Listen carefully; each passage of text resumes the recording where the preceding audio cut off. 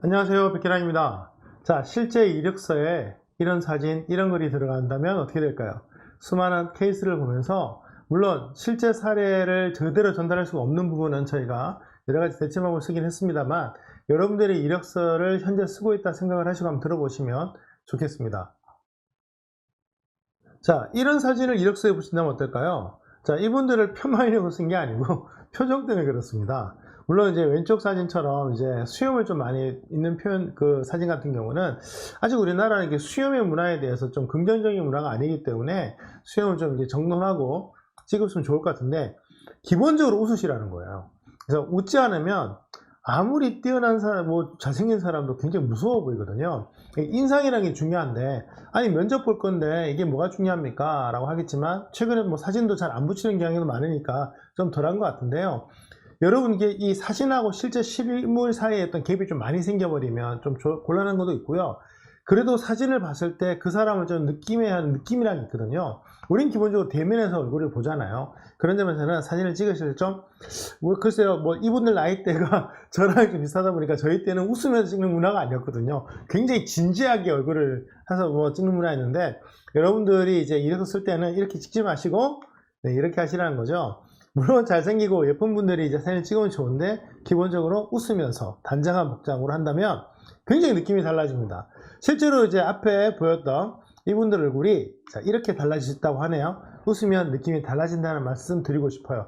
뭐 카메라를 향해서 웃는다는 게 우리가 연예인도 아닌데 쉬운 일은 아니겠지만 다행히 요즘 사진관에 가면 또 그 사진관에서 또 찍어주시는 분들이 우리를 또 많이 재밌게 해주시지 않습니까? 뭐 백일잔치 혹시 가보셨는지 모르겠는데 백일 사진 찍을 때 아이들이 웃지 않으니까 그 사진 찍으시는 분들이 아이들을 정말 재밌게 표정을 끌어내기 위해서 정말 노력 많이 하시거든요. 그런 걸 보면 우리가 보통 인물, 뭐 평소에 느껴지는 모습이 어떻든 간에 물론 이제 면접 때는 웃기 힘들어요. 웃는다는 게 또 상대방을 무시하는 듯한 느낌을 줄 수도 있고 잘못 웃게 되면 또 긴장한 상태이기 때문에 웃기가 힘들겠죠. 하지만 이제 기본적으로 웃는 표정의 사진들을 좀 많이 쓰시라는 말씀을 드리고 싶고 여러분들이랑 미소들을 좀 머금었을 때 여러분에 대한 어떤 표현들이 좀 잘 표현이 된다는 말씀을 드리고 싶어서 사진에 대한 얘기를 좀 드려봤습니다. 그리고 이제 이력서 쓸 때 단어 선택 참 중요하죠. 이게 비즈니스 용어라고 표현하는데요. 좀 객관적인 단어들이 보면 대부분 비즈니스 언어들이 많아요. 그래서 일상생활에 쓰는 것보다는 업무적인 단어를 쓰는 게 좀 좋고요. 실제로 우리가 지금 뽑는 게 친구 뽑는 게 아니잖아요.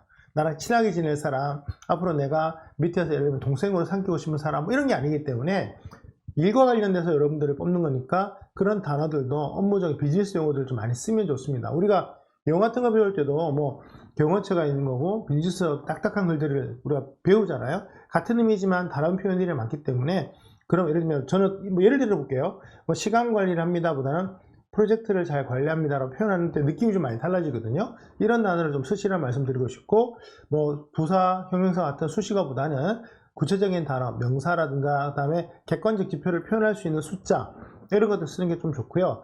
그다음에 온라인 이력서 같은 경우는 실제로 내가 만든 포트폴리오 같은 게 있다면 실제로 클릭해서 바로 넘어가도록 만들면 좋기 때문에 하이퍼링크 같은 것들 많이 활용해 주시고 최근에는 이제 서면으로 보통 제출 잘 하지 않고 첨부 파일로 많이 가다 보니까 증명자료가 있다면 필수 첨부해서 반드시 여러분의 능력을 좀 확인할 수 있는 근거자료 제출하는 게 굉장히 중요합니다. 자, 이제 신입사원들의 이력서의 맹점이 뭐냐면 아무래도 이제 일을 해본 경험이 없다 보니까 일하는 사람들의 언어가 약한데요. 제일 쉬운 방법이 뭘까요? 네, 실제로 일하시는 분들한테 보여주는 거예요. 그러면 실제로 그 업계에서 그 일하는 분들이 쓰는 단어들은 이런 단어가 아닐 가능성이 높으니까 그런 단어를 체크해서 좀 바꿔달라고 한다거나 좀 충분한 설명을 들으신다면 좋지 않을까 생각을 합니다. 앞 시간에도 제가 말씀드렸는데요. 이미 선배들의 얘기를 듣는 건 참 중요해요. 근데 제가 이제 조심해야 될 건 뭐냐면 선배들의 경험담을 들어갈 때 선배들이 생각하는 합격의 원칙, 뭐 합격의 뭐 노하우 이런 거를 들으라는 얘기가 아니에요. 많은 경험을 듣다 보면 그 경험에서 내가 놓쳤던 부분들을 많이 캐치할 수가 있는데 사실 직속 선배 같은 경우는 실제로 자신이 왜 합격했는지를 잘 몰라요. 다만 합격 과정을 듣는 과정을 통해서 일하는 과정에서 어떤 경험을 통해서 우리가 좀 더 보강할 수 있는 것들을 얻기 위해서니까 그런 분들과 좀 많은 얘기들을 해보시길 바라고요. 뭐 예를 들면 이런 표현도 있죠. 어려운 환경 속에서 학교 행사를 해서 진행했다. 어려운 환경 이런 표현 자체가 이력서에 잘 안 들어가는 표현이거든요. 그래서 이런 것보다는 아래 수정호처럼 뭐 어떤 행사를 진행했고 몇 년 후에 얼마나 하고 있고 학회지를 몇 번 발행했다 뭐 이런 것들이 이력서용 용어인 거죠. 물론 예전에는 뭐 전자에 대한 이력서 통용됐고요. 아직도 작은 회사들은 전자의 이력서를 넘겨줍니다만 기왕 쓸 거면 잘 쓰는 게 좋고요. 그 다음에 객관적이라는 건 뭐냐면 주변 사람들 여러 사람이 읽었을 때 왜곡되는 해석이 없는 걸 우리가 보통 객관적인 단어라고 표현하거든요. 그런 부분에서는 수정 전에 어떤 이런 표현들보다는 수정의 표현이 좀 더 중요하다는 말씀 드리고 싶고요. 이런 건 어떠나요? 각종 전화 설문 사무조사를 했다라고 표현하기보다는 어느 기간 동안 어떤 업무를 했는데 그 중에 중요한 건 이런 거였다라고 표현하는 것이 훨씬 더 비즈니스적이고 객관적 용어란 말씀을 드리고 싶어요. 그런 점에서 우리가 이제 보통 일을 할 때 보면요, 기록을 좀 잘 해두셔야 돼요. 언제 일했고 언제까지 일했고 몇 번 했고 이런 것들을 좀 기록해 두셔야 되는데 처음에 아르바이트를 하거나 짧은 경험할 때 그런 것들을 잘 까먹게 되죠. 그 점에서 평상시에 이제 일정이라든가 이런 것들을 잘 기록하는 습관을 좀 들이셔야 되고요. 기업에 가면 일정 관리라든가 기록은 뭐 기본적인 거거든요. 왜냐면 본인이 일을 해놓고 기록을 하지 않아서 원인을 못 찾는다거나 실제로 문제가 생겼을 때 대처가 안 되는 경우가 생긴다면 그건 뭐 어떤 식으로도 변명이 안 되잖아요. 그래서 기본적으로 여러분들이 노력을 하셔서 좀 기록하고 분석하고 정리하는 습관 좀 들이셨으면 좋겠고, 자신의 역량에 대해서 수치화 시켜주는 훈련들을 좀 많이 해보십사라는 말씀을 드리고 싶습니다. 특히 대명사 이제 또 표현들 많이 쓰는데요. 대명사가 뭔가요? 네, 좀 모호한 개념들을 갖고 있는 거죠. 뭐 이런 대명사보다는 정확하게 이름을 거론하는 게 좋습니다. 어떤 회사보다는요, 무슨 회사를 표현하는 게 굉장히 중요하겠죠. 물론 뭐 이제 앞으로는 그 회사에 연락을 하는 상황도 벌어지겠습니다만 그만큼 내가 그 경험에 대해서 중요시한다면 그때 그 회사와 또 좋은 관계를 맺고 나오는 것도 중요하기 때문에 뭐 이렇게 한번 해보고 싶어요. 그래서 제가 혹은 저보다 라고 표현하기보다는 이건 지우고 어떤 지식으로 이제 표현에 따라 구체적인 어떤 지식, 예를 들면 뭐 사무실에서 문서를 작성하는 능력, 그 다음에 보고서 안에 들어가는 결론을 내는 리포팅 서머리 능력을 좀 해봤다, 뭐 이런 식으로 표현하는 게 훨씬 여러분에 대해서 객관적 지표를 얻을 수 있는 가장 좋은 표현이라고 생각을 합니다. 그래서 지금까지 학교에서 배웠던 이런 지식, 뭐 예를 들면 여러분 그 학과나 이런 데에서 중시하는 과목들 있잖아요. 그런 것들을 좀 표현해 주시고, 그런 것들이 앞으로 직장 내에서 어떻게 쓰여질 수 있을 것이다 라고 생각을 하고, 이런 부분도 앞으로 어떻게 연마하겠다, 이런 것들을 좀 구체적으로 적어주시면 좋지 않을까 싶습니다. 자, 이런 경우는 이제 수정해보면 이렇게 되겠죠.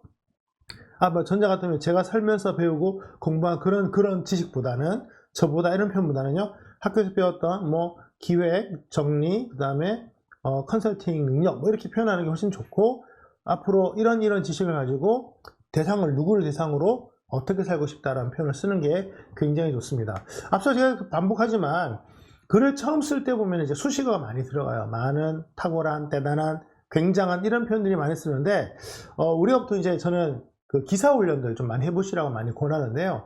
기사 훈련을 좀 하다 보면 이런 수식어들이 많이 빠져야 됩니다. 왜냐하면 기사는 정말 명료하게 전달되어야 하기 때문에 누가 언제 어디서 무엇을 왜 어떻게 딱 표현은 이 육하원칙이라고 하잖아요. 이 육하원칙에 따라서 적다 보면 이런 어떤 추상적인 단어들, 그 다음에 그 수식어들은 많이 좀 배제되는 연습을 할 수 있습니다. 뭐 해밍웨이가 글을 쓸 때 뭐 자신의 어떤 그 멘토로부터 몇 번이고 수정해서 계속 글을 쳐내서 처음 글보다 계속 간결하게 쓰는 데 성공을 했고 세계적인 대문화가 되었다는 얘기도 제가 들은 적이 있습니다. 결국 좋은 글은요, 자꾸 잘라내고 불필요한 거 걷어내서 명료하게 남기는 거니까, 그런 부분에서는 이런 추상어들을 좀 그만 쓰셨으면 좋겠다는 말씀을 드리고 싶어요. 다음은 어떤가요? 뭐 어떠한 일, 뛰어난 사람이라보다는 다음처럼 정리하면 좋을 것 같은데요. 뭐 뛰어난 능력을 갖고 있습니다 보다는 이 직무에 대해서 제가 어떤 부분을 할 수 있습니다. 예를 들면 뛰어난 세일즈 능력을 갖고 있다 보다는 어느 회사에서 얼마 동안 몇 개의 물건을 팔았는데 이 기록은 전년도 대비 혹은 어떤 사람 대비 몇 퍼센트에 해당되는 능력입니다, 이런 식의 표현하는 게 훨씬 더 구체적으로 다가오겠죠. 그 다음에 많은 점이 부족하다 보다는 실제로 구체적으로 내가 못하는 것들을 명기하는 것도 좋다고 생각해요. 특히 저 같은 경우는 좀 회계 처리 좀 미숙한 편인데, 당연히 뭐 혼자서 다 처리할 건 아니잖아요.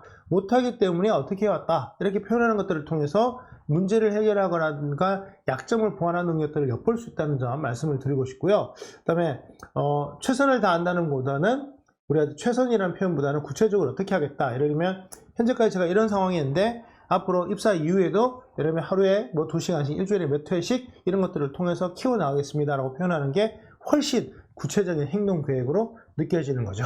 자 이제 정리해보면 이렇습니다. 경영하였고, 어디에서 마케팅 전략 전문가적으로 이수했고, 어느 회사 시장 분석을 위해서 아르바이트를 해서 전반적으로 했지만 경험적인 지식이 많지 않다. 따라서 이렇게 표현하다 보면 이 사람이 이런 과정을 통해서 어떤 것들을 쌓아왔구나. 자, 이제 전공했고 마케팅 전문 과정이 이수했다면 앞에 이력서 이미 내용이 있겠네요. 그런 내용과 이걸 매칭을 해서 가다 보면 이런 부분에서 우리가 많은 것들을 또 상상할 수가 있겠죠. 자, 맞춤법 지키고 한자나 영어로 숫자를 좀 이용하자는 말씀 드리고 싶은데요. 자, 이게 왜 이제 한자로 써야 되냐면 표현의 의미가 좀 더 정확할 때가 많아요. 뭐 우리말 쓰는 게 나쁘다는 얘기가 아니라요. 우리말이 좋긴 하지만 서로 잘 안 쓰는 단어들은 오히려 좀 낯설게 느껴지고 되려 한자어 썼을 때보다 더 정확성이 떨어지는 경우가 많습니다. 그런 점에서는 어느 정도 상대방이 이해할 수 있는 범위 안에서 써야 되기 때문에, 물론 이제 한글로 우리 고유의 언어를 쓰려고 하는 노력이 나쁘다는 얘기는 아니지만 전달력이 좀 약한 단어들을 많이 쓰기보다는 평소에 서로가 좀 연결할 수 있는 단어들을 좀 많이 써주는 게 전체적으로는 여러분이 어떤 고민들을 좀 많이 덜어내지 않을까 생각이 들고요.